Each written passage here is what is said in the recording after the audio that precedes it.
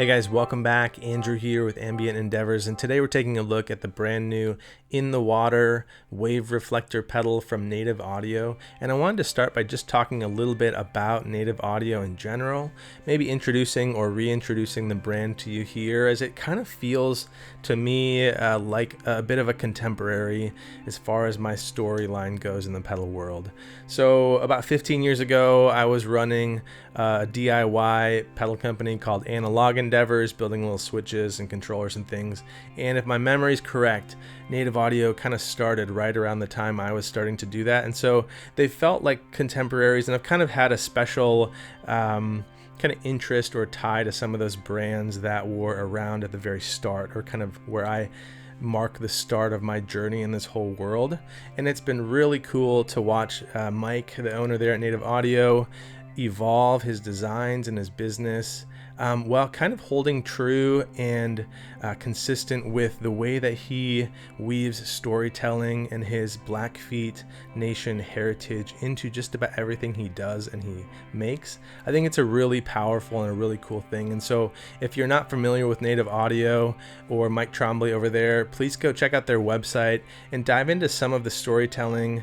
It shows up in manuals and on videos and things around his heritage and the Blackfeet Nation, and it's just a cool way that he's woven that into these pedals, and especially these recent ones here. I demoed their Pattern Keeper looper a couple months back, and now this In the Water is very sort of inspired by some stories and some legends and some of the heritage there in a cool way. And then to back up a little bit, or kind of refocus on pedals and designs more specifically, Mike has always had this knack for and this skill at simplifying effects and products down to the essentials while still leaving them inspiring and useful and creative, powerful tools in your arsenal here. And so In the Water is another example of that. I think it's a really beautifully designed pedal with a story, and one that really does spark some instant creativity and inspiration here, or at least it has for me in the studio. So we're going to dive into this pedal. Before we talk about that though, if you're new to the channel here, thank you so much for watching. Please hit subscribe below so you can stay up to date on future videos. Like the video if you like it, so that YouTube can put more of these in front of you and your algorithm, and drop any questions or comments below that you might have, and we'll chat down there in the comments. A bit of a spoiler up top here, but I think that In the Water might end up being one of my favorite pedals of the year. I love the sounds and sort of the headspace and the creative space that this type of pedal puts me in. So it's basically broken into two sections. You've got your Reflector section up top here, the three big knobs, and then you have your Waveform Generator down here on the bottom. And already you kind of get access to two really powerful creative tools in the ambient soundscapey space. So we're going to talk about them both separately, and then as you heard in the intro sketch, and you'll hear down the line at the end of the video here, they blend and can work together in powerful ways. And I think the implementation and the integration of both of these into one pedal is what makes it really special. But to start with, you've got this Reflector circuit up top here, which can be thought about as a delay with some really fun random octave blooms and just some of those sparkly ambient-y textures. On the far left here you have your mix control, which can go to full wet if you want that. In the middle you have a control labeled ripples, and that can be thought about as a repeats control for this effect. At far left you get just one ripple or repeat, and then as you dial it past noon into clockwise territory, you can start to get some of that self-oscillation type texture.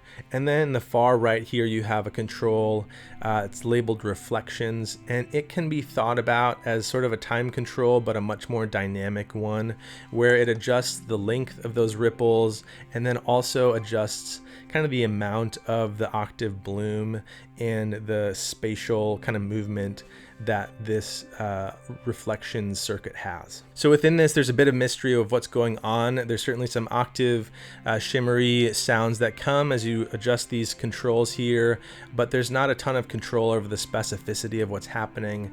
To me, I don't mind that, because you do get these kind of beautiful, happy accidents that occur, and it's just a fun pedal to dial these two controls in and see how they interact and see kind of what sound sounds you can come up with. It definitely, I think, pulls from some of those sounds and concepts of a pedal like the count to 5 or similar, of those slightly granular sort of octavey delay type sounds. But we'll dive into it here and just show you first how that reflector circuit acts and sounds as you turn the knobs. We're going to be playing this in a really straightforward setup with a Benson Germanium boost right in front of the In the Water, going out in stereo into a Strymon Cloudburst, which will be bypassed for most of this video, and then onto a Walrus Audio ACS1 Mark II for our amp. I'm playing a Cave and Canary Orion guitar throughout this video, and let's hear some of the sounds from that reflector circuit specifically.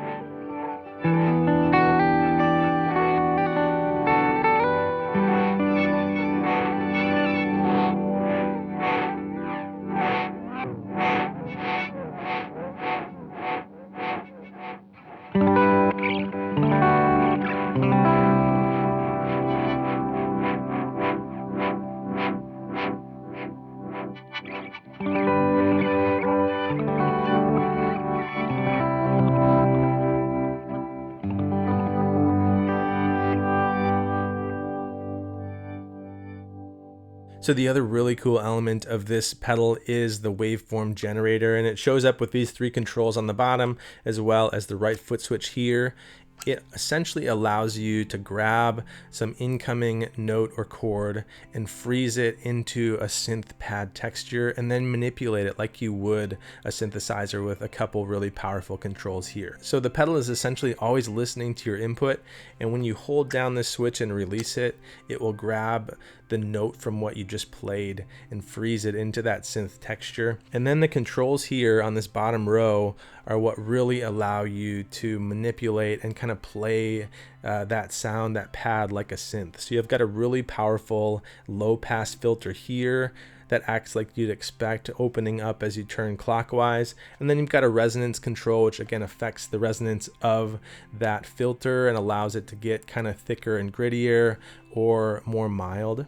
And then you've got on the far right here your level control for that synth. So you can grab a synth texture, a pad texture, and play it with these 3 controls, or you can just turn the volume all the way down and eliminate it from the equation too. So there's a lot you can do with that. It's a ton of fun to be able to mix in that synth-like texture into your playing, into your arrangement. I did that in the intro sketch where I just kind of grabbed a synth layer and was able to play it and manipulate it with that filter control throughout the piece and really add to some of the dynamics and the feel and the momentum of that track. You can do it in a fun way if you're live or in the studio here, and I just love that it's got both of those components to this pedal that can unlock a lot of different avenues or rabbit trails for more ambient or kind of experimental leading sound. So we're going to dive now into that waveform generator section and show you the range and just kind of some of the ways you can approach that.